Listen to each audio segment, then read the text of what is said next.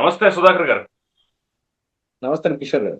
ఇప్పుడు సాయి కృష్ణ ఇష్యూ కూడా ఇంత రచ్చ ఎందుకు చేస్తున్నారంటే, వాళ్ళ వెంట నిత్యం రౌడీలు గోండాలని ఈ పవన్ కంటే చైతన్య ఇంక ఈ బ్యాచ్ మొత్తాన్ని పెట్టుకుని ఇప్పుడు మీరు చెప్పినట్టుగా 7-8 మంది రౌడీ షీటర్లు అందుట్లో నిన్న గుంపులో ఉన్నారంటే, వీళ్ళతో నిత్యం వాళ్ళు సంసారం చేస్తూ సహవాసం చేస్తూ సాగుతున్న క్రమంలో, అరే మనకు విలువైనటువంటి మన పార్టీకి అసెప్ట్ అయినటువంటి రౌడీల్ని గోండాలని ఇలా ఎన్కౌంటర్లు చేయటమో లేదంటే ఇలా కస్టోడియల్ డెత్ చేసి శవాలను మాయం చేయటమో చేస్తున్నారు.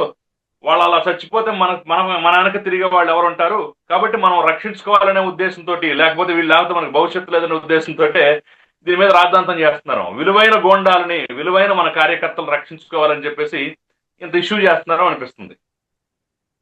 వాళ్ళకి నిజంగా మీరు అన్నట్టుగా మామూలు సాధారణ ప్రజల మీదో అమరావతి రైతుల మీదో దాడులు జరిగినా దౌర్జన్యాలు జరిగినా చేమకుట్టినట్టుగా ఉండదు.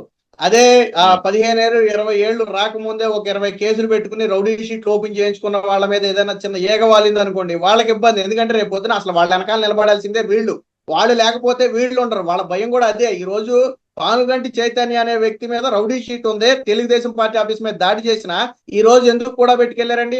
సాయి కృష్ణ విషయం కూడా అంతే కదా. సాయి కృష్ణ విషయంలో కులాన్ని తీసుకొచ్చారు. వాస్తవానికి వైసీపీ ఇక్కడ ఒక స్టాండ్ చెప్పాలి. మీరు జరిగిన ఘటనను ఖండిస్తారా, కులానికి జరిగిన ఘటనను ఖండిస్తారా? జరిగిన ఘటన తప్పు అనుకోండి, ఎస్ పోలీసులు చట్టాన్ని చేతిలో తీసుకోవడం తప్పని ఖండించండి, తప్పు లేదు. ఎవరో కూడా పోలీసుల్ని చట్టాన్ని చేతిలో తీసుకోమని చెప్పరు. లేదు మేము కులాన్ని ఖండిస్తామంటారా, మా కాపు యువకుడికి జరిగిన అన్యాయం అంటారా? అటుపక్క సిఐ కూడా కాపు యువకుడే. మీరు ఆయనకు కూడా మద్దతుగా నిలబడాలి. మీరు కులానికి మద్దతుగా నిలబడతారా, జరిగిన ఘటనకు మద్దతుగా నిలబడతారా? అందులోనూ అంబటి రాంబాబు గారు ఆ కాపు నాయకుడిగా మనం ముందుకు రావటం, గతంలో కాపు నాయకుల మీద విమర్శలు చేసిందే ఆయన. వాళ్ళు మద్యం తాగుతారు, సోమరపోతులాగా ఉంటారు, వాళ్ళకి తెలివి ఉంటదని చెప్పి మా కులం మీద నాకున్న అభిప్రాయం అని స్వయంగా ఆయనే ఒక డిబేట్ లో చెప్పినటువంటి మాట అది.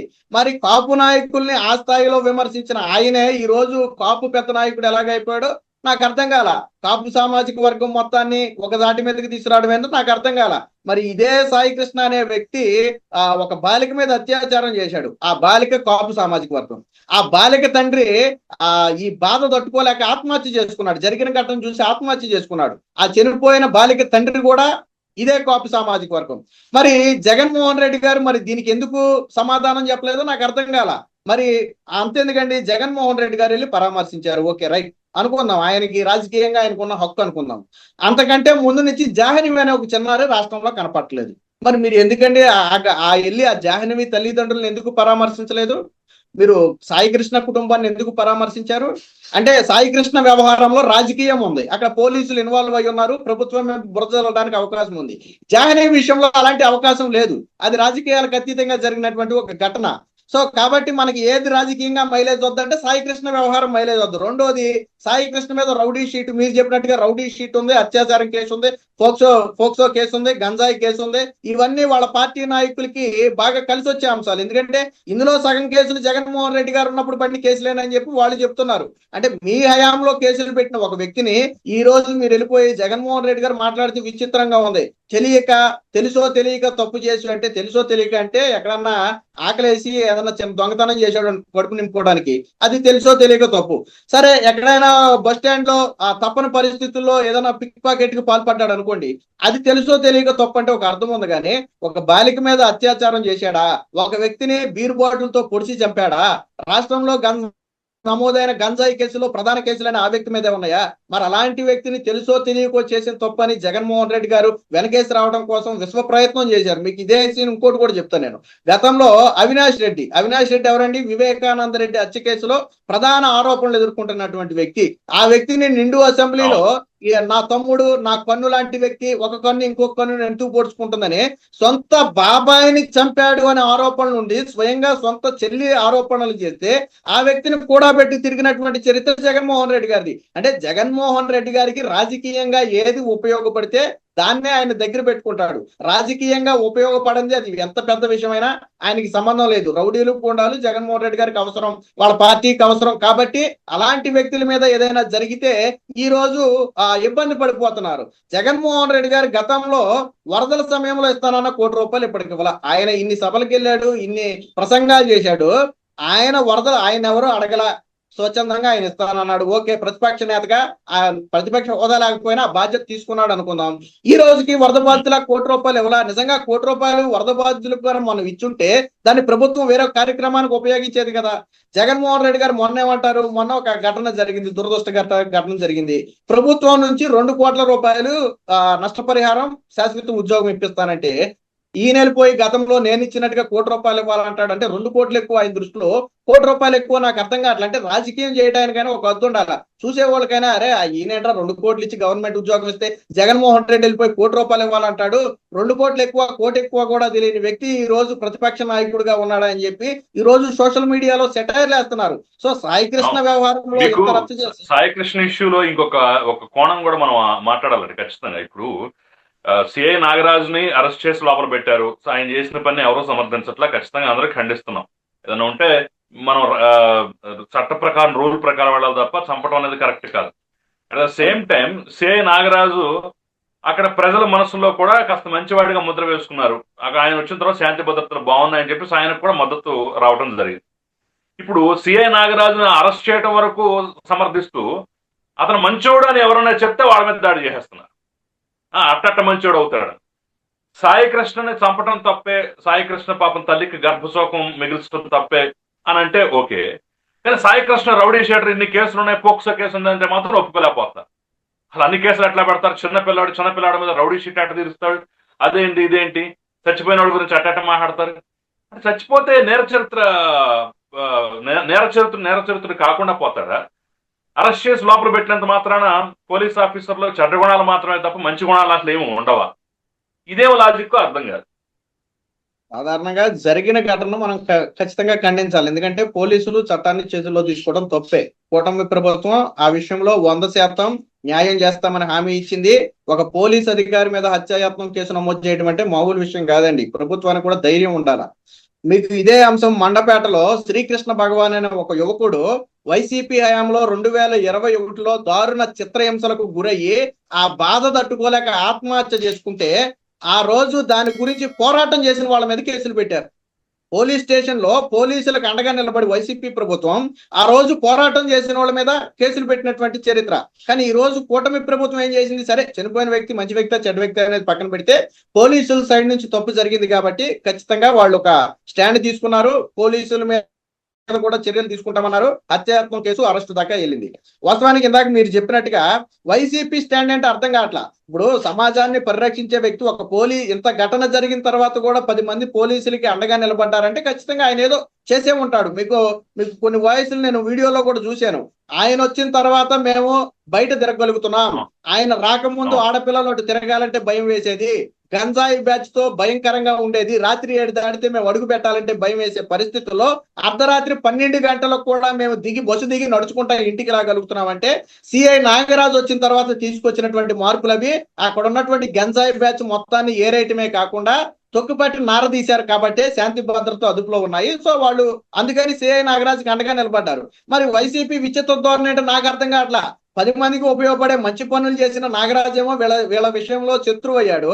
కానీ ఆ అత్యాచారం చేసి, హత్యలు చేసి, గంజాయి వ్యవహారాలు నడిపి దాడులు దౌర్జన్యాలు చేసినటువంటి సాయి కృష్ణ మాత్రం వీళ్ళకి దేవుడు అయిపోయాడు. అంటే రాజకీయంగా వీళ్ళకి ఒక అంశం ఉపయోగపడద్ది అంటే అది ఎంత చెడ్డ అంశమైనా సమాజంలో ఏ వ్యక్తి కూడా సాయి కృష్ణ అనే వ్యక్తిని యాక్సెప్ట్ చేయరు. జరిగిన ఘటన వరకు ఓకే, ఆ వ్యక్తిని చంపడమో లేదా చనిపోవడం అనేది ఖచ్చితంగా బాధాకరమే. కానీ ఆ వ్యక్తి చేసినటువంటి పనుల్ని ఎవరూ యాక్సెప్ట్ చేయరు. అసలు సాయి కృష్ణ అనే వ్యక్తి బయట మైనర్ బాలికను 4 రోజులు హోటల్లో పెట్టి అత్యాచారం చేయడం అంటే బుద్ధి బుర్ర ఉన్నవాడు ఎవడన్నా సరే యాక్సెప్ట్ చేస్తాడండి? సరే, అతను చనిపోయినా సరే, అతను చంపేయబడ్డా సరే, ఆ ఘటన వరకు సెపరేట్ గా చూడాలి. 4 రోజులు మైనర్ బాలికని హోటల్లో పెట్టి అత్యాచారం చేశాడంటే అలాంటి వ్యక్తికి వీళ్ళ సమర్థన, చనిపోయాడు కాబట్టి సమర్థన, కస్టోడియల్ డెత్ కాబట్టి సమర్థన. అసలు ఎటుపోతున్నాం మనం? హైదరాబాద్ లో దిశ విషయంలో అక్కడ పోలీసులు ఆ వ్యక్తుల్ని ఎన్కౌంటర్ చేస్తే జగన్మోహన్ రెడ్డి గారు అసెంబ్లీలో అప్పటి ముఖ్యమంత్రి కేసీఆర్ కి ఆయన హ్యాట్సాప్ చెప్పాడు. అక్కడ జరిగింది కూడా ఒక మహిళ మీద అత్యాచారమే. అక్కడ చట్టం కూడా తెచ్చాడు కదా, ఆ పేరు మీద చట్టం కూడా తెచ్చాడు. Okay, I appreciate Jaganmohan Reddy గారికి ఆ మంచి ఉండటం ఖచ్చితంగా అప్రిషియేట్. కాకపోతే చట్టం ఎందుకు పనికి రాకుండా పోయింది అనుకుంటే దానివల్ల ఒక్కరిని కూడా శిక్షించలేకపోయారు. కేవలం దిశ యాప్కి మాత్రమే పరిమితం అయిపోయారు. అక్కడ జగన్మోహన్ రెడ్డి గారు అప్రిషియేట్ చేసి ఇక్కడ జరిగిన ఘటన కూడా అదే. సాయి కృష్ణ కూడా ఒక మైనర్ బాలిక మీద హత్య చేస్తే ఆ బాలిక తండ్రి ఆ బాధతో ఆత్మహత్య చేసుకుంటే ఇక్కడ పోలీసులు చేసింది తప్పే కావచ్చు, అంటే చట్టాన్ని వాళ్ళ చేతిలోకే తీసుకోవచ్చు, కానీ ఫలితం అయితే ఒకటే కదా. అక్కడ ఆ వ్యక్తిని భూమి మీద లేకుండా చేశారు, ఇక్కడ ఆ వ్యక్తి భూమి మీద లేకుండా పోయాడు. మరి రెండు ఘటనల్ని సరిపోల్చినప్పుడు ఎస్ ఇక్కడ జరిగింది కూడా సరే, జరిగిన తీరు బాధాకరమైనప్పటికీ కూడా జరిగిన ఘటనను నేను సమర్థిస్తున్నానని జగన్మోహన్ రెడ్డి చెప్పడం పోయి అక్కడ దిశ యాక్ట్ విషయంలోనేమో ఆయనకి సెల్యూట్ చెప్తాడు. ఇక్కడ ఆంధ్రప్రదేశ్ లోకి వచ్చేటప్పటికేమో సాయి కృష్ణ వ్యవహారంలో మాత్రం ఇది ప్రభుత్వం చేసినటువంటి అరాచకం, లేకపోతే కాపు సామాజిక వర్గం మీద జరుగుతున్నటువంటి దాడులు అని చెప్పి దీనికి కులం రంగు పోస్తారు. అసలు ఒక హంతకుడికి అత్యాచారం చేసిన వ్యక్తికి కులం ఏంటండి? ఆ వ్యక్తిని ఎప్పుడైనా సరే న్యాయస్థానాలు కులం చూసి శిక్షిస్తాయా? పోలీసులు కులం చూసి శిక్షిస్తారా? మీరు జరిగిన ఘటనకు అండగా నిలబడితే చెప్పండి, పోలీసుల మీద చర్యలు తీసుకోమనండి, అక్కడ వరకు కరెక్టే. కానీ కాపు సామాజిక వర్గం మీద దాడి, మళ్ళీ పవన్ కళ్యాణ్ ని టార్గెట్ చేయడం. ఎందుకంటే పవన్ కళ్యాణ్ అదే సామాజిక వర్గం నుంచి డిప్యూటీ చీఫ్ మినిస్టర్ గా ఉండటం, జగన్మోహన్ రెడ్డి గారు కరెక్ట్ గా ఈ ఘటనకు ఒక వారం 10 రోజుల ముందు కాపు సామాజిక వర్గ నేతలైనటువంటి అంబటి అమర్నాథ్ అలాగే కన్నబాబుతో పాటు తోట త్రిమూర్తులతో ఒక సమావేశం ఏర్పాటు చేసి ఎలాగైనా సరే మనం కాపుల్ని చేర్చాలి, ఏ అవకాశం వచ్చినా వదిలిపెట్టొద్దని చెప్పటం, సమయానికి సాయి కృష్ణ అంశం వెలుగులోకి రావడంతో దీన్ని కాపు రంగు పూజ చేశారు తప్ప అసలు సాయి కృష్ణ కాపు, సాయి కృష్ణ కాపు, సాయి కృష్ణ కాపు, ఇక కాపు అనే పదాన్ని సాయి కృష్ణ ఇంటి పేరుగా మార్చేశారు. ఆ స్థాయిలో వీళ్ళు దాన్ని ప్రచారంలోకి తీసుకెళ్లారు. మీరే అంటే ఇదే గన ఇంకొక ఎస్సీ ఎస్టీలు అయితే వదిలేస్తారా వైసీపీ వాళ్ళు? నేను అడుగుతున్నా. అంటే సాయి కృష్ణ కాపు కాబట్టి కాపు సామాజిక వర్గం, ఎస్సీ ఎస్టీలు అయితే వదిలేస్తారా? మండపేటలో ఆ వైసీపీ హయాంలో పోలీసులు చిత్రహింసలకు తట్టుకోలేక శ్రీకృష్ణ భగవాన్ అనే ఒక యువకుడు ఆత్మహత్య చేసుకుంటే ఇదే తోట త్రిమూర్తులు వాళ్ళ దగ్గరికి రాయబారం పంపాడంట, మీరు దీన్ని రాద్ధాంతం చేయొద్దు, ప్రభుత్వానికి ఇబ్బంది అవుతుందని. అప్పటి జగన్ ప్రభుత్వంలో లేదు, మేము న్యాయం కోసం పోరాడతామని వాళ్ళ కుటుంబ సభ్యులు గట్టిగా నిలబడితే కుటుంబ సభ్యుల మీద కేసులు పెట్టించాడు తోట త్రిమూర్తులు. మరి ఈ రోజు ఆయన మాట్లాడే అదే రోజు నీ నియోజకవర్గ పరిధిలోని ఒక కాపు యువకుడు పోలీసులు చిత్రహింసలు తట్టుకోలేక ఆత్మహత్య చేసుకుంటే మరి ఆ రోజు నువ్వు పోలీసులు నిలదీయాలి కదా, జగన్మోహన్ రెడ్డి నిలదీయాలి కదా. నిజంగా నువ్వు కాపు సామాజిక వర్గానికి అండగా నిలబడేవాడు అయితే ఆ రోజు నీ ఆధ్వర్యంలో జరిగినటువంటి ఒక అంశాన్ని నువ్వు ఖండించాలి కదా. ఆ రోజు తల్లి బయటకు వచ్చి అడుగుతుంది, నా కొడుకుని ఆ తోట త్రిమూర్తులు తీసుకొస్తాడా, ఆ రోజు చిత్రహింసలు చేసిన పోలీసులు తీసుకొస్తారా, తీసుకురండి, మీ కాపు సామాజిక వర్గం మీద అంత ప్రేమ అయితే నేను కూడా కాపే, నా కొడుకు కూడా కాపే, తీసుకురండి అని చెప్పి ఆవిడ ఒక సవాల్ విసిరింది. మరి దానికి వైసీపీ నాయకులు ఎవరు నోరు మెదపలా. తోట త్రిమూర్తులు దీని మీద కనీసం కౌంటర్ ఇచ్చే ప్రయత్నం కూడా ఆయన చేయలే. ఎందుకని ఆ రోజు జరిగిన ఘటన ఆయనకు కూడా తెలుసు. అప్పుడు అంటే కాపుల మీద దాడులు జరిగినా వాళ్ళ అధికారంలో ఉంటే నోరు మెదపకూడదు, కాపుల మీద కాకుండా రాష్ట్రంలో ఎవరి మీద దాడి జరిగినా వాళ్ళ అధికారంలో లేకపోతే దానికి కుల రంగు అంటగట్టాలి. ఇది వైసీపీ ప్రస్తుతం అమలు చేస్తున్నటువంటి కుల రంగు.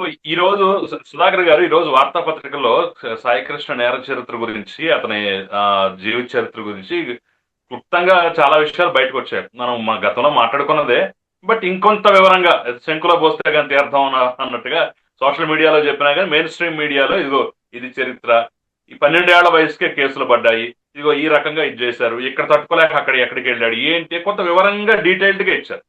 మరి చూసిన తర్వాతనే వెళ్ళదేమన్నా మార్పు వస్తుందంటారా? అంటే మనం మరీ అడ్డగోలుగా సమర్థిస్తున్నామేమో అనే ఒక మార్పు వస్తుందంటారా, లేదంటే గొడ్డొచ్చేలా పడ్డట్టుగా ఇప్పుడు కూడా వ్యవహరిస్తారంటారా? నిజంగానే వైసీపీ నాయకుల్లో మార్పు వచ్చేటట్టు ఉంటే జగన్మోహన్ రెడ్డి గారు దీన్ని పరామర్శకి వెళ్లే వ్యక్తి అసలు కాదు. రెండోది నేను ఇందాకే చెప్పా, జాయినివ్ అనే చిన్నారి కనపడకపోతే ఆ విషయం వదిలేసి సాయి కృష్ణ వ్యవహారాన్ని ఆయన ఎందుకు పెంచుకున్నాడంటే రాజకీయంగా ఆయనకి లబ్ధి.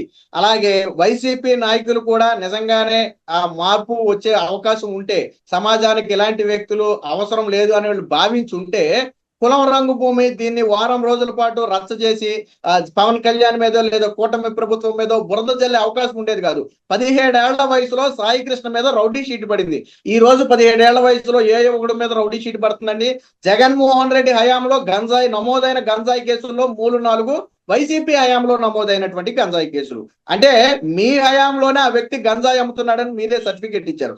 అదే సాక్షి పత్రికలో నవీన్ రెడ్డి అనే ఒక యువకుడిని హత్య చేసినప్పుడు పిల్ల చేష్టలు అని చెప్పి రౌడీ షీటర్ సాయి కృష్ణ దారుణ హత్య చేశాడని చెప్పి ఆ వ్యక్తిని ఆ తీవ్ర స్థాయిలో విమర్శిస్తూ సాక్షి పత్రికలో కథనాలు నడిపారు. అరే మీరే సాక్షి పత్రికలో కథనాలు నడిపారు, మీరే రౌడీ షీటర్ అని చెప్పారు, మీరే సమాజానికి హానికరం అని చెప్పారు.